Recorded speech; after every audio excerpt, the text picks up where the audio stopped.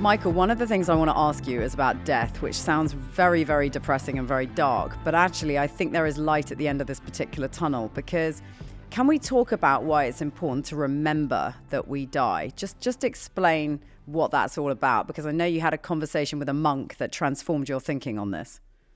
Yes.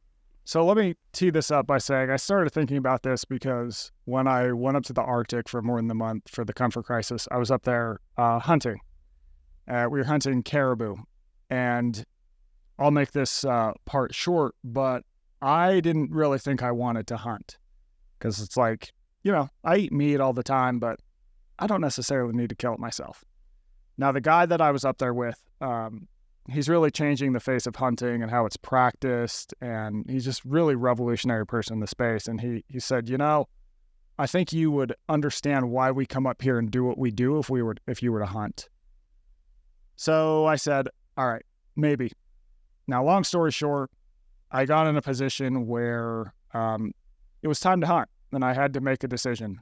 And we were kind of looking at this herd of caribou, and there was one that was limping. It was very old. It was limping, wasn't going to survive the winter.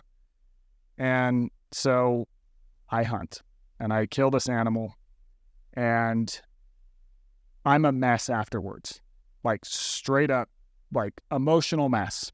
I'm like, what have you done?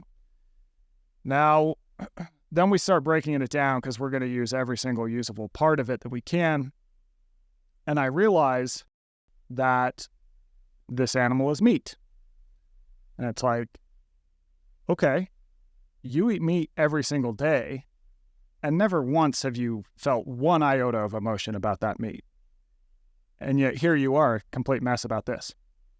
And what this really made me realize is that gave me appreciation for the life cycle, and it made me realize that for one creature to live on, another has to die. It's like, okay, the next logical step in that is you are not left out of the equation. So I started thinking about death and how I'm part of that cycle. And that is the most uncomfortable thing you can think about, for sure. If you do it well, it is intense. But afterwards, I found that my life started getting better simply because it, I think, gave me some perspective. It's like I'm not going to get worked up because someone cut me off, because I'm just like, we're all going to die. It's not like, what am I going to do? Spend my time getting mad at this person? And it changed a lot of other examples, just across the board, right? And so then I end up traveling for the book because I get interested in this idea. I end up traveling for the book to Bhutan. And Bhutan is a really interesting place because it is one of the least developed countries on Earth. I think they're 160 out of 180 on GDP rankings. And so they don't have outside businesses like McDonald's, Starbucks, Burger King. There's not even a stoplight in the entire country.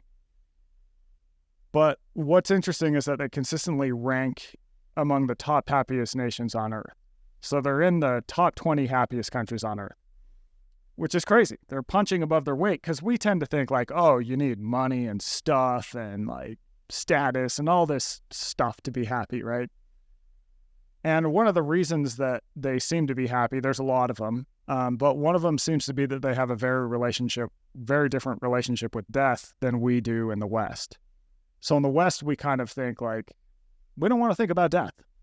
When someone dies, it's take your mind off it, bury them. And even our food system removes all reminders of death. But in Bhutan, there's reminders of death all over the country. People are told to think about their death at least once a day. And so I go there to learn more about this. And I meet with this monk, and he's in this cliffside shack in the middle of nowhere. And this is the whole thing was something out of a movie.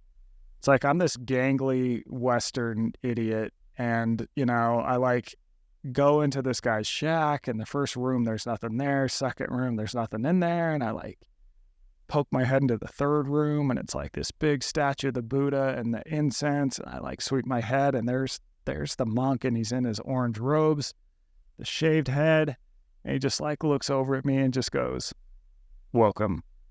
I hear you want to talk about death." I'm just like, oh my gosh. So that's what we do. I sit down and we talk about death for a while. And I think the metaphor that he gave me that was best was this. He basically said, I want you to pretend that you are walking on a trail.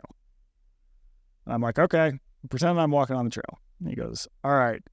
And there's a cliff at the end of the trail in 500 yards. I go, okay. And then he looks at me and he goes, don't you want to know that there's a cliff? And I'm like, yeah, probably. He goes, okay, well, the cliff is death. And you're walking on the trail right now. And his point he's trying to make is that when you realize that there's a cliff coming, when you realize that you're going to die, it changes how you walk the trail. Right? It's like you're going to have different conversations with the people you walk the trail with. You might stop and smell the roses along the trail. You might take in the view. So when you think about death, it basically changes your behavior, makes you realize that your time is limited, and those behavioral changes, they end up making people more happy in the long run. And this has also been demonstrated in studies conducted at Oxford. There was one at the University of Kentucky. There was one at Stanford. So this is all totally backed by research, and it just totally goes back to the fact that when you realize the end is coming, you're going to change how you behave because you realize, like, time is limited. Do you know what you also do? You take the stairs instead of the elevator or the lift, recognizing that it'll be better for you in the long run and you'll last longer. Exactly. You'll get more time. Exactly. Michael, thanks so much. That was fascinating. Thank you. Yeah, thank you.